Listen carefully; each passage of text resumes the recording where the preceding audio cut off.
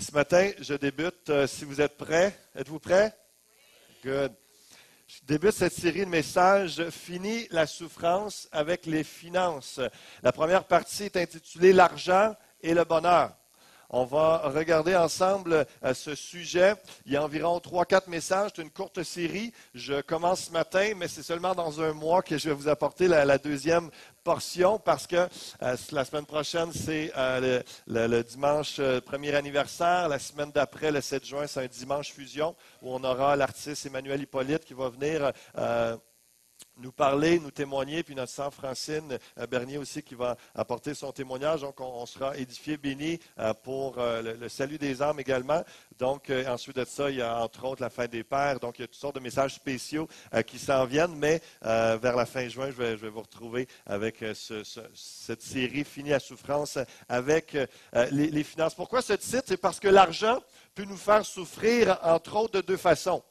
Par l'insatisfaction qu'il nous procure, et par le poids et le stress de l'endettement. Dans un couple, dans un mariage, comme dans la vie de n'importe quel individu, souvent les sujets de tension, de stress, d'inquiétude, c'est les finances, l'argent, l'endettement. Est-ce que je vais réussir à payer mes factures, tout ça? Est-ce que toujours à la poursuite de plus d'argent? Et pour des gens que ça va bien financièrement, eux ne sont pas trop stressés par les dettes, mais c'est insatisfait parce que, il me semble que la dernière promotion, je pensais que la joie qu'elle m'apportait, il me semble que je pensais que ça durait plus longtemps que ça. Puis finalement, après quelques semaines, j'ai déjà hâte à une autre augmentation. J'ai déjà hâte à une espèce de crédit quelconque. J'ai hâte à en avoir plus pour voir, d'après moi, si je n'ai plus, je vais être plus heureux. Il y a une espèce de cette quête intérieure de pensant que l'argent ou un petit peu plus de richesse, un petit peu plus de confort. Ça, c'est très humain et on vit tous avec ce défi-là à différents degrés. Mais une pensée que l'argent, ça va nous aider, ça va nous satisfaire dans nos besoins généraux. Et évidemment, c'est un mensonge et on va traiter de cela, entre autres, ce matin. Dans cette première partie de série, on va regarder qu'est-ce que les proverbes, parce que le livre des proverbes, c'est un condensé de sagesse vraiment de Dieu qui a été communiqué à Salomon, qu'il a mis par écrit toute cette sagesse. Et ça parle énormément d'argent. Ça parle énormément des finances et de toute la relation, le rapport à l'argent. Et on va regarder ça, entre autres, beaucoup les messages que je vais vous apporter sont tirés de l'enseignement des proverbes. Donc, qu'est-ce que les proverbes? Comment être heureux avec nos finances et la valeur du travail? On va regarder ça ensemble ce matin. Je vous annonce déjà dans un deuxième message, parce que ce matin, c'est un peu plus le message fondamental, des fondements, des principes et un peu plus philosophique, mais il est extrêmement essentiel, parce qu'avant de parler, comme dans la deuxième partie, les dettes et antidotes, comment sortir de l'endettement, sujet très pratique, très pertinent. Il faut comprendre que est-ce que tu as une bonne relation avec l'argent ou tu es encore esclave. Donc, tu auras beau essayer de mettre en pratique les principes de la parole, mais si tu as un problème dans ton cœur avec l'argent, ça ne sera jamais réglé, tu ne pourras jamais t'en sortir. Donc, c'est pour ça que ce matin, c'est très important. Dans un autre message, on va parler des dettes. Dans un autre message, la planification financière, budget et compagnie, l'épargne et l'investissement. Qu'est-ce que Dieu dit à propos de cela? Comment posséder plus avec peu? C'est toujours intéressant de savoir ça. Donc, les proverbes nous en parlent. Rien ne sera utile à moins que vous mettiez en pratique les proverbes. Je vous annonce tout de suite. C'est comme ça pour toute la parole de Dieu, pour n'importe quel sujet. Si vous êtes assis, vous prenez des notes et que vous voyez ça comme un cours théorique tout au long de cette série, je vous le dis, vous allez pouvoir en parler, mais votre vie ne sera pas changée. Et votre situation financière ne changera pas, à moins qu'il y ait certaines choses, vous dites, ah non, ça, il faut vraiment que je vive ça, il faut que je les mette en pratique. Et alors que vous commencez à rendre ça vivant dans votre vie par la mise en pratique, là, ça commence à faire un effet, un changement. Et c'est la même chose avec l'Évangile. On a beau entendre la bonne nouvelle, on a beau connaître que Jésus nous aime tant et qu'il est venu mourir sur une croix pour nous, pour le pardon de nos péchés, mais avant qu'on s'en empare, qu'on le saisisse par la foi, qu'on se repente, qu'on déclare notre reconnaissance et notre foi en Jésus-Christ, et qu'on se met à marcher dans la vie de Dieu, on ne voit pas de transformation, ça reste un beau message. Donc, réalisez réellement que prenez des notes lorsque des sujets, des points vous touchent. mais regardez concrètement demain comment je peux le mettre en pratique. La semaine prochaine, comment ça peut prendre racine et vie dans ma vie.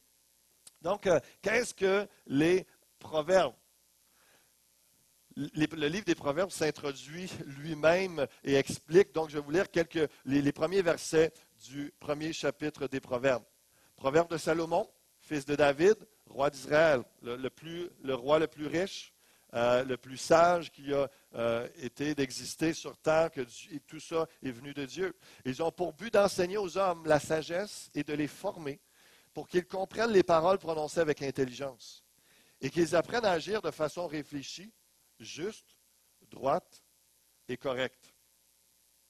Ces proverbes donneront aux gens sans expérience le bon sens et aux jeunes la connaissance et le jugement. En les écoutant, le sage enrichira son savoir-faire et l'homme avisé acquérera l'art de bien se conduire.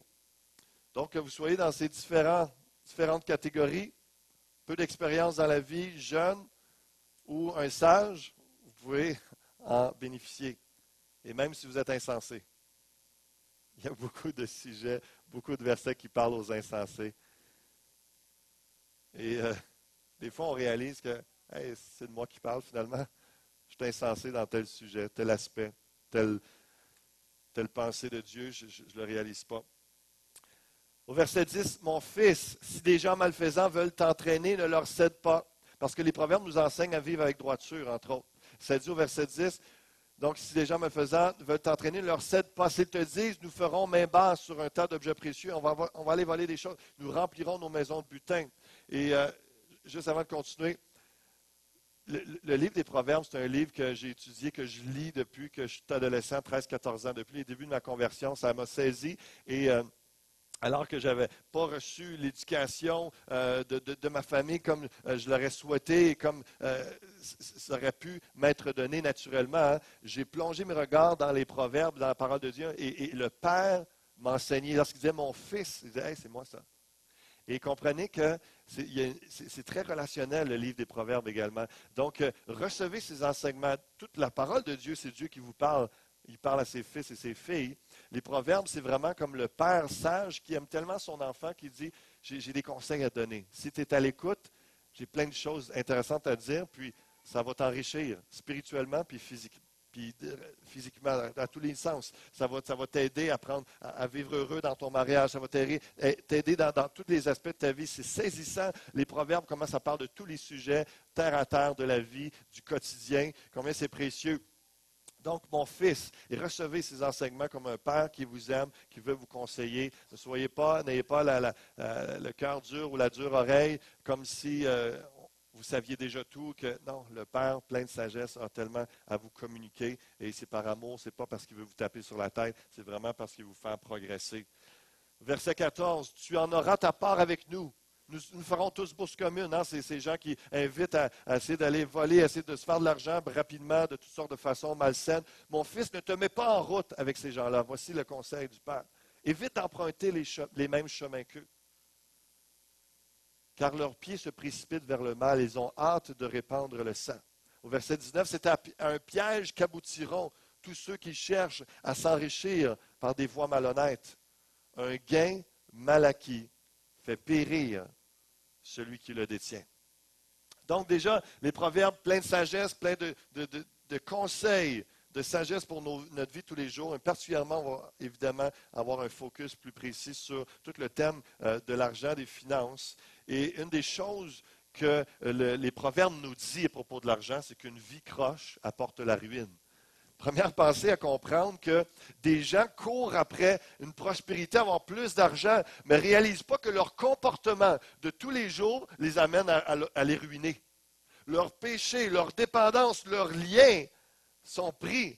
Et là, Dieu est en train de leur dire, règle ton cœur, ta vie avec moi, dans ta relation avec moi. Et c'est pour ça que vous allez voir qu'alors qu'on va regarder à des choses très pratiques dans cette série, en même temps, vous pouvez avoir plusieurs délivrances, guérisons, restauration, renouvellement de votre intelligence, tout ça, pour vous amener à un sain comportement, parce que Dieu veut régler des choses dans votre cœur, afin que dans tous les aspects de votre vie, dont celui des finances, vous ayez une saine gestion et une bénédiction. Amen.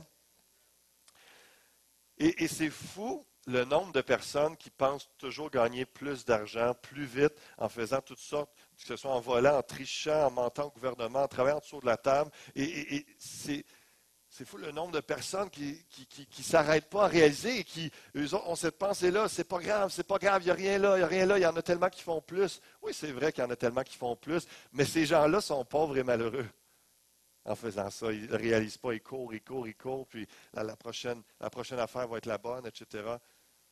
Arrêtons de dire qu'il n'y a rien là dans toutes ces affaires-là. Redressons notre vie. Soyons justes selon la parole de Dieu, parce qu'une vie croche apporte la ruine. D'autres versets qui nous parlent de cela. Proverbe chapitre 6, verset 26. À cause d'une femme débauchée, on peut être réduit à un morceau de pain. Et la femme adultère met en péril une vie précieuse. Quelqu'un aurait dit, j'aurais jamais pensé que ma vie sexuelle pouvait influencer mes finances. Ben oui. Et oui. Si ce n'est pas à l'intérieur du mariage, si c'est dans l'adultère, peut-on mettre du feu dans sa poche sans que les vêtements s'enflamment? Au verset 32, mais celui qui commet un adultère avec une femme est dépourvu de sens. Celui qui veut se perdre agit de la sorte. Et comprenez que l'adultère est mentionné ici, ça coûte très cher financièrement, mais très cher spirituellement, très cher familialement. Et c'est plus que de jouer avec le feu. Le proverbe nous dit que tu vas te brûler, c'est sûr, et délibérément. Une vie croche ruine la vie. Proverbe chapitre 16, verset 8. Mieux vaut le peu honnêtement gagné que de gros revenus mal acquis. Proverbe 21, verset 17. Celui qui aime les plaisirs tombera dans l'indigence. Ça veut dire la pauvreté. Celui qui a un faible pour le vin et la grande vie ne sera jamais riche. Les gens qui veulent vivre dans le gros luxe et vivre comme les riches, comme leur modèle pour eux, mais ils dépensent au fur et à mesure, ne gèrent pas bien et donc ils n'arrivent jamais à avoir un certain standing de vie. C'est assez direct, n'est-ce pas, les proverbes? Donc, on voit qu'une vie croche affecte notre vie, nos finances aussi. Hein, et c'est ça dit aussi, bâtissez un mariage en santé, vous serez heureux et prospère. Plein de versets qui parlent des relations de mariage. Faire attention, entre autres, particulièrement à l'adultère, de ne pas convoiter d'autres femmes, d'autres hommes, évidemment, vice-versa. Et c'est une première raison pourquoi je dis, fini la souffrance avec les finances, et que c'est avec un cœur pastoral réellement que je vous apporterai cette série. Parce qu'il y a des gens qui souffrent financièrement à cause qu'ils souffrent dans leur cœur, souffrent dans leur esprit, dans leur mariage, souffrent par des dépendances quelconques, que ce soit l'alcool, la drogue, de toutes sortes, ou dépendants d'affection, et ça les pousse à faire toutes sortes de dépenses pour plaire aux autres. Il y a toutes sortes de folies comme ça. Mais je vous rappelle qu'ici à l'Église, on est là pour vous aider. On est là pour prier avec vous. On est là pour vous conseiller. Il y a des gens qualifiés. Et c'est pour ça que c'est vraiment avec un camp pastoral qu'on va parler de cash, qu'on va parler d'argent, de finances, parce que ça peut vous libérer, ça peut vous enlever plusieurs souffrances selon ce que les proverbes et l'ensemble de la parole nous dit. Il n'y a pas une semaine en vie de pasteur qu'on n'entend pas toutes sortes de mauvaises nouvelles par des personnes qui ont pris des mauvaises décisions. Vous savez, des fois, les gens à la blague passent à côté de mon bureau, puis disent, ah, les pasteurs sont bien, hein, parce qu'ils me voient assis devant leurs ordinateur en train de travailler, puis je sais que c'était la blague, tout ça, mais ils ne réalisent pas. Hein. Et des fois, des gens pensent que les pasteurs, ça travaille juste le dimanche ou ça travaille une journée, ne comprennent pas qu'on est là 5 ou 6 jours au bureau, dans des rencontres un peu partout, en train de planifier des choses en toutes sortes d'activités, de réflexion, de prière pour le présent, l'avenir, dans des rencontres. Et il n'y a pas une semaine, juste la semaine passée, on vous annonçait 2 décès, en même temps, on vous annonçait 2 nouvelles naissances. Ça, c'est la vie de tous les jours d'un pasteur. On reçoit une personne, une jeune fille qui est en train de penser d'aller rester avec son chum. On apprend un jeune qui veut se faire baptiser. Super. Notre cœur ne cesse d'avoir des hauts et des bas. Hein. Et derrière le « oui, ça va bien », quand vous nous posez la question « comment ça va », généralement, c'est vrai quand on vous dit que ça va bien, parce qu'on a eu besoin d'1 heure de prière dans la présence de Dieu pour partir notre journée, pour être restauré, rafraîchi par le Saint-Esprit.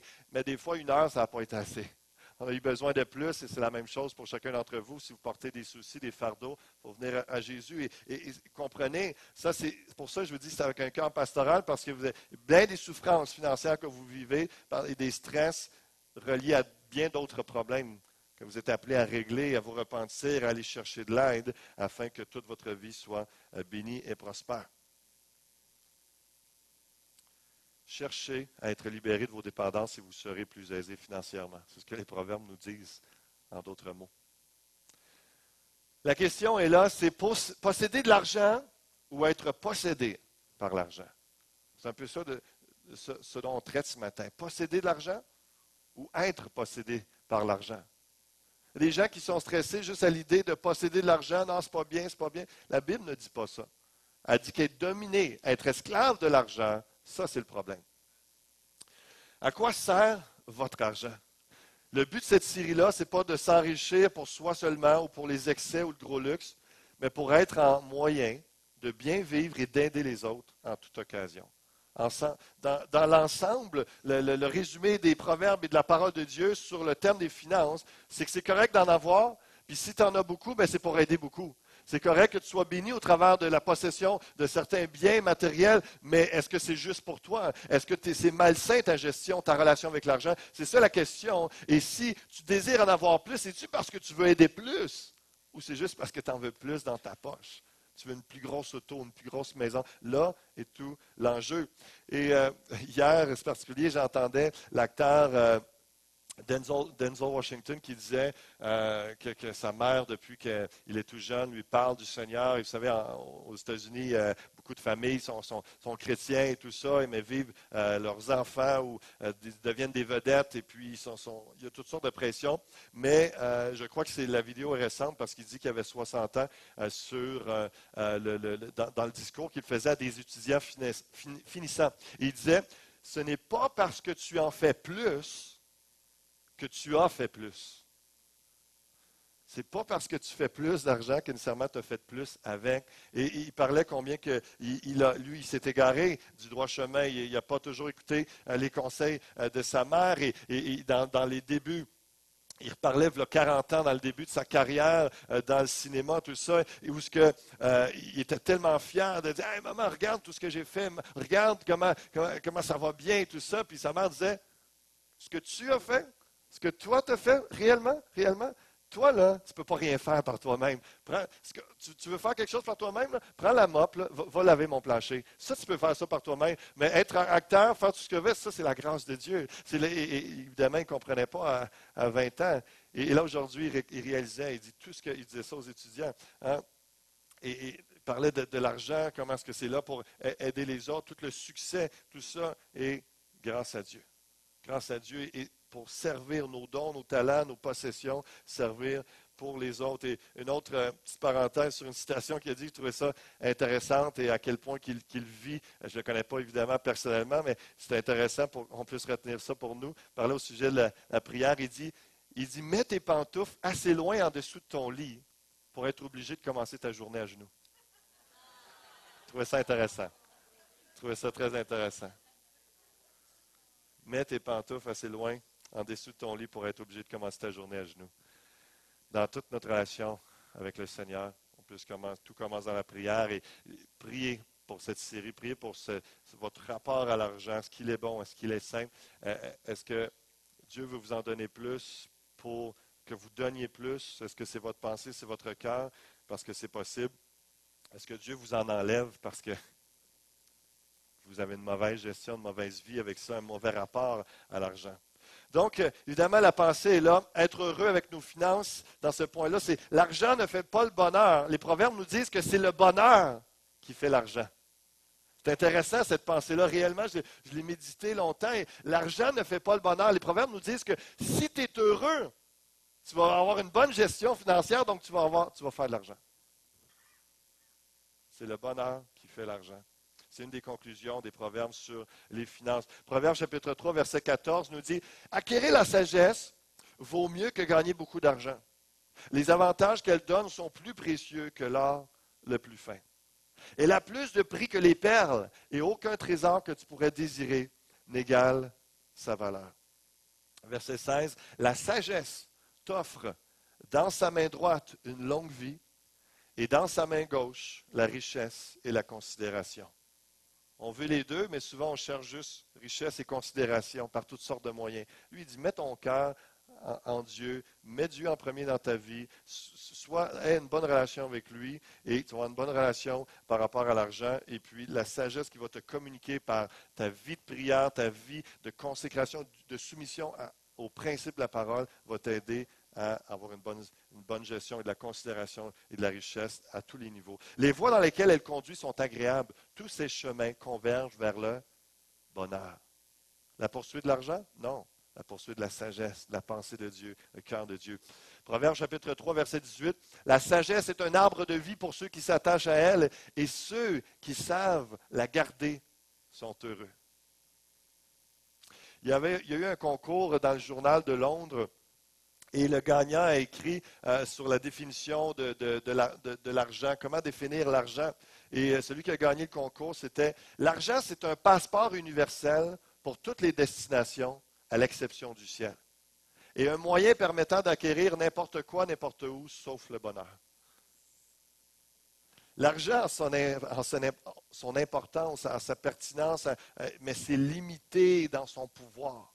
Ne pensons pas que si on a plus d'argent, tout va être rendu possible. Oui, c'est un outil, oui, c'est une aide, mais comprenez qu'à Dieu appartient tout l'or et l'argent. Donc, si on se confie en lui, on a le bon portefeuille sur notre bord. Mais évidemment, il faut que le cœur soit là. C'est pas une machine à coke, là, Dieu. Je veux ça, je pèse sur un bouton. C'est pas un guichet automatique. Mais c'est lui qui est la plus grande réserve fédérale, la plus grande réserve d'or. Donc, ça ne donne pas le bonheur. L'argent, ça ne donne pas évidemment la vie éternelle, parce que ça a été chèrement payé par une seule personne, Jésus-Christ. Et donc, ça, il faut le comprendre. Il faut vraiment être capable de faire la part des choses. Proverbe chapitre 11, verset 28. Celui qui se confie en ses richesses dépérit. Les justes prospèrent comme des arbres verdoyants. Encore une fois, le Proverbe 15, verset 15 nous dit, le malheureux vit sans cesse dans la peine. L'homme heureux vit dans une fête continuelle. Mieux avoir peu et être soumis au Seigneur que posséder beaucoup et vivre dans l'inquiétude. Amen. Je vous donne quelques autres proverbes pour le même prix. Mieux vaut un plat de légumes préparé avec amour qu'une viande savoureuse assaisonnée de haine.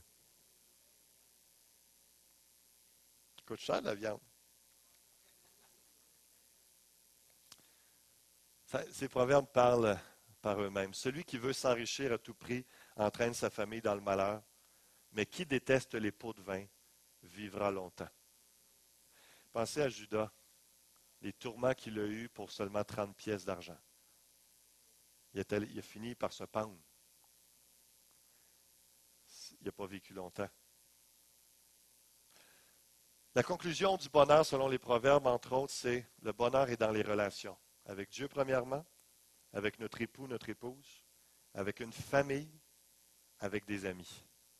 Concrètement, pratiquement, quand on parle du bonheur, évidemment, c'est dans notre relation, la vie éternelle, avoir la possession du salut, de la vie éternelle en Jésus-Christ par notre foi. Quand ça, c'est réglé, là, après ça, pratiquement dans la vie de tous les jours, le bonheur, le sentiment d'être heureux, de cette joie qui surpasse toute chose, également, relation avec Dieu, relation avec les autres et les gens plus proches de nous.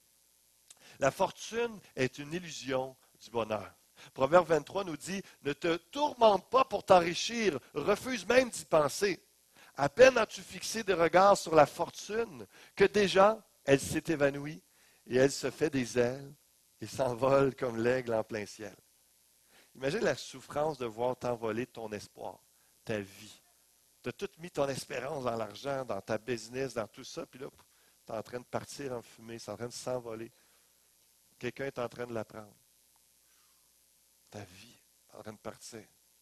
Si tu places ton espérance, ta foi, ta fortune en Jésus-Christ, ça ne partira jamais. Il reste là, il est solide, fixé comme un roc solide. Pour quelle raison tu travailles si fort? C'est quoi ta motivation de faire de l'overtime? C'est quoi ta motivation de travailler fort, d'essayer de gagner plus de clients, d'aller... C'est quoi derrière ça? Est-ce que c'est juste de t'enrichir?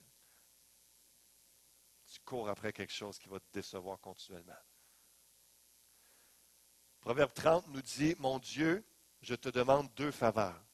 Accorde-les-moi jusqu'à la fin de ma vie. Éloigne de moi mots et mensonges. Et ne me laisse pas devenir trop pauvre ou trop riche. Donne-moi juste ce dont j'ai besoin pour vivre. Si je possède trop, je risque de te trahir en disant, à quoi le Seigneur sert-il? Ça, c'est direct, là, c'est vrai, ça. Si j'ai trop peu, je risque de voler, de déshonorer ainsi mon Dieu.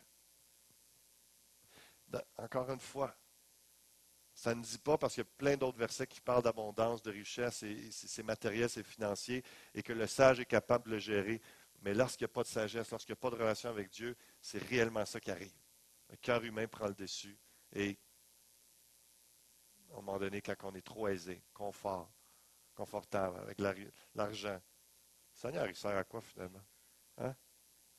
Jusqu'à ce que, comme les riches acteurs, les gens populaires, des vedettes qui tombent malades, ils se rendent compte que tous leurs millions, ils se rendent compte que la science n'est pas encore assez avancée, ils se rendent compte que finalement sont pris puis ils reviennent à genoux. Probablement Dieu qui a poussé leur pantoufle un peu plus loin en dessous du lit. Pensez comme ça. Face à l'argent, la bonne attitude, c'est d'être généreux et de ne pas s'attendre à ce qu'il nous apporte le bonheur. C'est simple. Maintenant, tantôt, dans la prière, on va conclure à savoir est-ce qu'on le vit, ça? Est-ce qu'on le croit? Est-ce que c'est réellement notre mise en application dans notre vie? Est-ce que c'est vraiment notre conviction? Ce qui est plus satisfaisant, je vais terminer avec cette pensée ce matin, ce qui est plus satisfaisant que d'avoir de l'argent, c'est d'avoir sainement travaillé pour l'obtenir. Et les proverbes nous parlent de la valeur du travail. Et je veux terminer avec cette pensée ce matin parce que la pensée est là, ce qui est plus satisfaisant que d'avoir de l'argent, c'est d'avoir sainement travaillé pour l'obtenir. Proverbe chapitre 6, verset 6, toi qui es paresseux, va donc voir la fourmi. Observe son comportement et tu apprendras la sagesse. Elle n'a ni surveillant, ni contremaître, ni chef.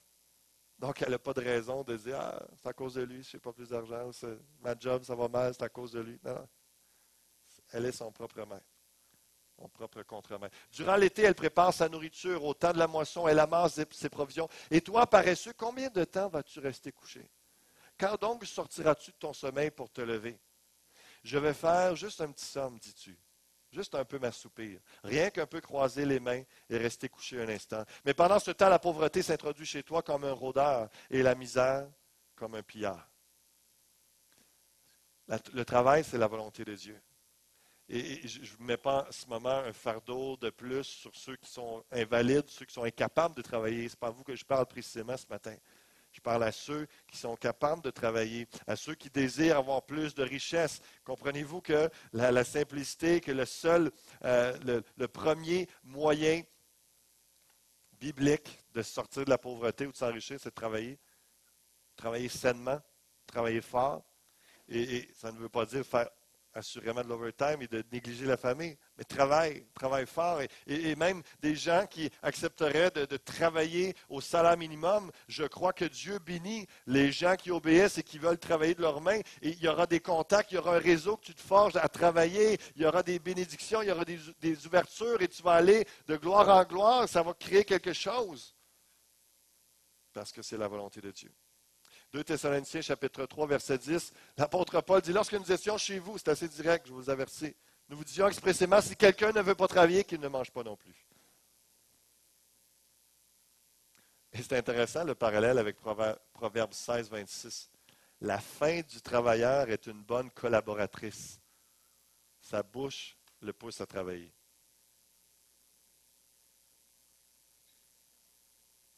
Proverbe 12, verset 11. Celui qui cultive son champ est rassasié de pain, mais celui qui poursuit des choses vaines est dépourvu de sens. Vous savez qu'il y a une différence entre l'activité et le mouvement, entre le travail et déplacer de l'air. Il y a des gens que je leur parle qui sont toujours occupés, ils font toujours ça, mais ils ne travaillent pas. Dans leur tête, eux autres, ils travaillent à quelque chose. Ils font quelque chose. Ils sont toujours pris. Ah, ça court, ça court. Poursuite des choses vaines, dépourvues de sens. Ça ne veut pas dire que c'est juste ça. Mais celui qui cultive son champ est rassasié de pain. Celui qui travaille beaucoup s'assure la direction des affaires, mais les nonchalants seront réduits à l'esclavage. Pour ceux qui ont des dons de leadership ou d'initiative, les mains actives, dans la version Tom, ça dit les mains actives commanderont. La paresse mène au travail forcé. C'est intéressant, hein? Celui qui travaille beaucoup s'assure la direction des affaires, mais les nonchalants seront réduits à l'esclavage. À cause du froid, au proverbe 20, le paresseux ne laboure pas. À la moisson, il voudrait récolter, mais il n'y a rien. N'aime pas le sommeil au verset 13. N'aime pas le sommeil de peur que tu ne deviennes pauvre. Ouvre les yeux, tu seras rassasié de pain. Évidemment, il ne parle pas à des gens qui sont déjà brûlés parce qu'ils travaillent trop. Là. Dors pas, travaille plus, fais plus d'argent. C'est pas ça la pensée. On a une gang qui va m'appeler, je fais un burn-out en ce moment suite à ton message. La pensée n'est pas là du tout. Rappelez-vous que Jésus dormait sur le bateau, Jésus disait à ses disciples de se reposer, de s'arrêter. Il y a des temps pour chaque chose. Mais on valorise le travail ce matin parce que Dieu le valorise. Dieu parle du travail. Proverbe 12, verset 27, le paresseux ne fait pas rôtir son gibier, il n'a rien chassé. Le bien le plus précieux de l'homme, c'est l'activité. Ce n'est pas de déplacer de l'air. Ce n'est pas juste d'être en mouvement, de faire des choses. C'est l'activité, d'être actif dans le travail, actif pour le royaume de Dieu, faire avancer. Tout travail obtient un salaire, mais le bavardage ne conduit qu'à la pauvreté. Un mec qui parle beaucoup. Je ris, mais je sais que pour certains, c'est vraiment pas drôle. Et en même temps, c'est juste parce que c'est frappant. Là, les proverbes nous mettent ça d'en face clairement. Et ça part avec ça. Si on veut que financièrement ça aille mieux, ben, il faut avoir un travail sain et de travailler sérieusement et de travailler fort. Peu importe le travail. Proverbe chapitre 22, une promesse encourageante. Connaissez-vous un homme habile dans ce qu'il fait? Il ne restera pas au service de gens obscurs, mais il entrera au service des rois. Connaissez-vous un homme habile dans ce qu'il fait? Il ne restera pas au service de gens obscurs, mais il entrera au service des rois. Ce qui veut dire qu'être travaillant finit toujours par être récompensé d'une façon ou d'une autre. Je vais terminer avec un passage des Actes au chapitre 19. On va prier ensemble pour conclure ce message ce matin. C'est suite à une conversion de plusieurs personnes. Acte 19, verset 19. Un certain nombre de ceux qui avaient exercé les arts magiques, ayant apporté leurs livres, les brûlèrent devant tout le monde. On estima la valeur à 50 000 pièces d'argent. Comprenez quelque chose, parce que là, dans votre conclusion ou votre réflexion, ou votre réaction à ce verset-là, ça peut en dire long sur l'état ou la disposition de votre cœur par rapport aux sous, à l'argent. Pour vous, les 50 000 piastres d'argent, c'est-tu perdu? Est-ce que vous dites, ben, il aurait pu les vendre quand même, c'est pas parce qu'ils sont convertis que tu es obligé de perdre tout cet argent-là? C'est quoi votre réaction? Eux, ils avaient trouvé le plus grand cadeau, la plus grande richesse, la plus grande valeur au monde, Jésus-Christ. Vous avez la vie éternelle. Ils étaient dans l'occultisme, dans leur pays, et il y avait toute cette réalité où pour la puissance, le pouvoir, par des incantations, toutes sortes de choses malsaines et diaboliques. Donc, ils s'enrichissaient, ils contrôlaient les choses dans leur monde avec l'occultisme, des livres de magie. C'est réel, c'est des choses qui existent, qui sont vraies. Et lorsqu'ils ont réalisé que, wow, tout ça, c'est rien. Pourquoi chercher plus de pouvoir? Pourquoi essayer d'avoir plus d'argent? Pourquoi essayer de contrôler les gens autour de moi? Ils venaient de découvrir la vraie valeur, la richesse suprême, le plus grand bonheur, la vie éternelle en Jésus-Christ, réalisant qu'il a payé le prix le plus cher qu'on peut payer, sa vie, son sang versé pour la purification de tous nos péchés. Eux avaient accepté, avaient sauté sur cette occasion, sur cette annonce. Wow! Et puis, prêt à perdre l'argent parce qu'il avait découvert un plus grand trésor. Et ce matin, je termine avec cette question. Est-ce que vous êtes prêts à perdre l'argent, à perdre la face, à perdre votre désir de pouvoir ou de contrôle, à perdre cette possession de l'argent? Vous êtes possédé par l'argent, tout est centré parce que vous réalisez ce matin, vous vous êtes renouvelé dans « Wow, j'ai beaucoup plus que des milliers ou des millions de dollars en ma possession, j'ai la vie éternelle. Vous pouvez l'acquérir ce matin si ce n'est pas déjà fait. Par votre foi, votre déclaration, Seigneur, je reconnais que tu es ma vie, que tu vaux plus que tout l'or et l'argent. Je me suis soucié pour rien. Je me suis inquiété pour rien avec l'argent. Je place ma confiance en toi. Est-ce qu'il y en a qui veulent simplement prier dans ce sens ce matin, juste vous joindre à moi? Seigneur, merci pour ta parole. Merci pour cette introduction de Syrie qui nous ramène avant d'entrer dans des aspects plus pratiques sur la gestion financière, de voir notre rapport à l'argent. Et on ne veut pas servir Mammon, ce Dieu de l'argent, ce Dieu qui est représenté par toutes les richesses, l'argent. C'est toi qu'on veut servir. On ne peut pas servir les deux en même temps, c'est ce que tu nous as enseigné. Et on rappelle à notre âme, on rappelle au diable, on rappelle à Mammon ce matin que c'est toi, Jésus, qu'on sert. C'est toi qui es notre plus précieux trésor.